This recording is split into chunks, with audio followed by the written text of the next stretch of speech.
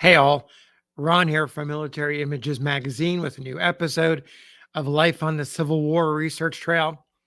Today, I want to take you to the wee hours of May 17th, 1864 in New York City, where several newspapers received envelopes from couriers, reportedly from the Associated Press. Inside was a shocking proclamation signed by President Abraham Lincoln. The night editor of the New York Times took a look at this package and was immediately suspicious. The envelope was not of the kind used by the Associated Press. The handwriting was different than he was accustomed to, and the timing of delivery, 3:30 in the morning, was unusual. The editor thought it through, read the contents, and determined that dispatch was probably a forgery and decided not to publish it. The night editor of another New York City newspaper, the Daily News, also became suspicious, reached out to the New York Times editor, and also decided not to publish.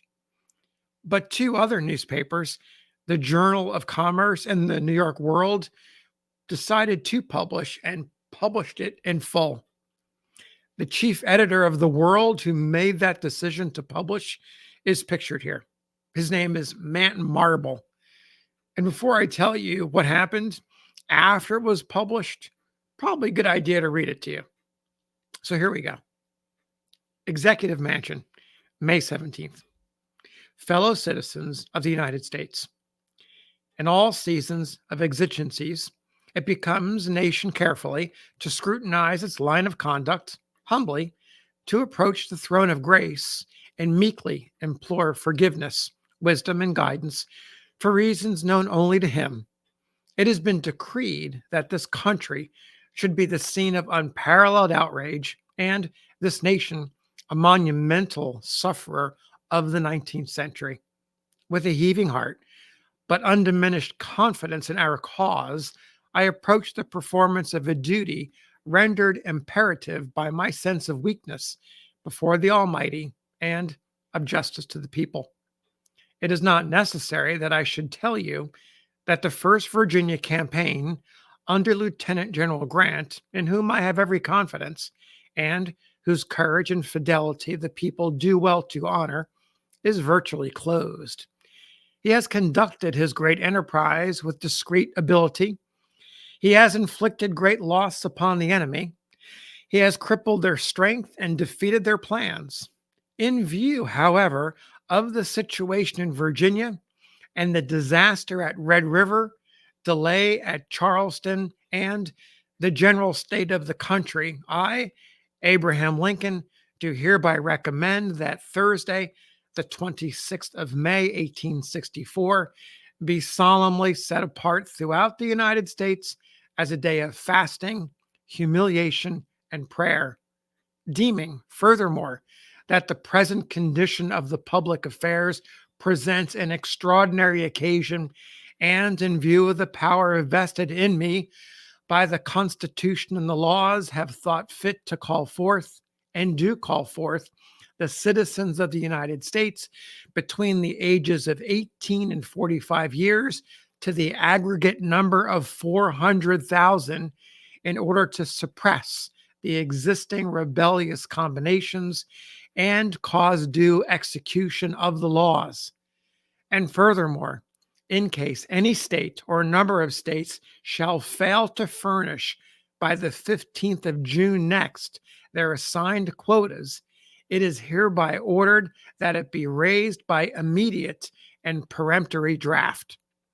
Details of this object will be communicated to the state authorities through the War Department. I appeal to all loyal citizens to favor, facilitate, and aid this effort to maintain the honor, integrity, and existence of the national union and the perpetuity of popular government.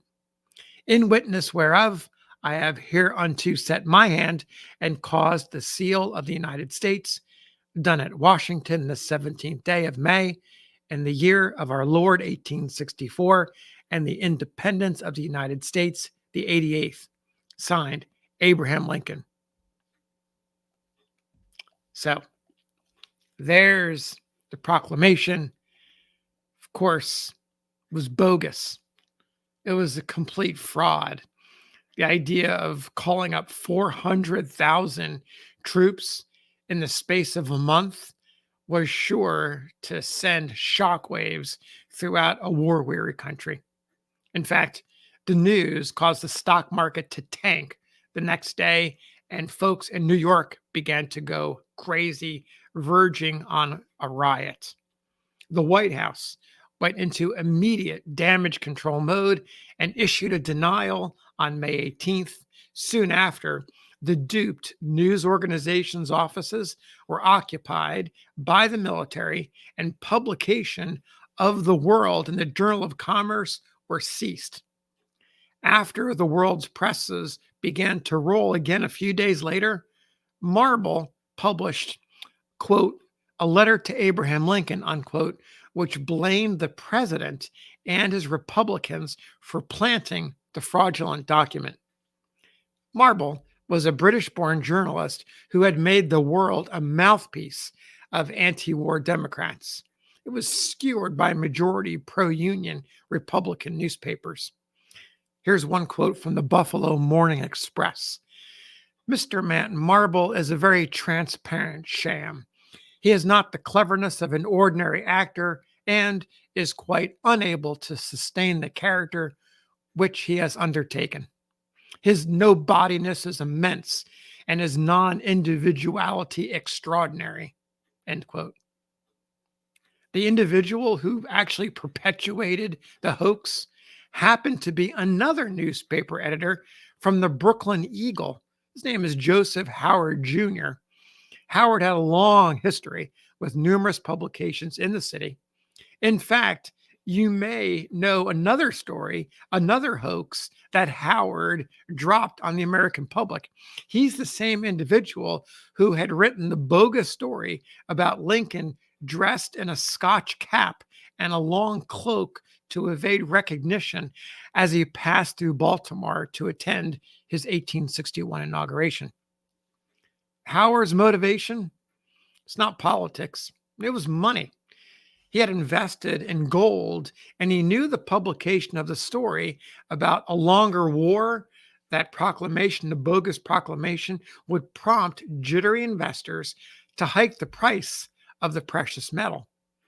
When the New York stock market went crazy, gold prices shot up, and Howard cashed in. But he was caught, carted off to Fort Lafayette, and imprisoned. He finally gained his release after Lincoln pardoned him after 14 weeks in captivity. The story, the bogus story, the Lincoln Proclamation, it never was, it pretty quickly faded away. And Manton Marble continued on in newspapers until he retired in 1876. He continued to be active in Democratic politics, advising party leaders, and even wrote several books. He lived a long life, dying in 1917 at age 82. So thanks for listening. We'll see you on the next episode of Life on the Civil War Research Trail.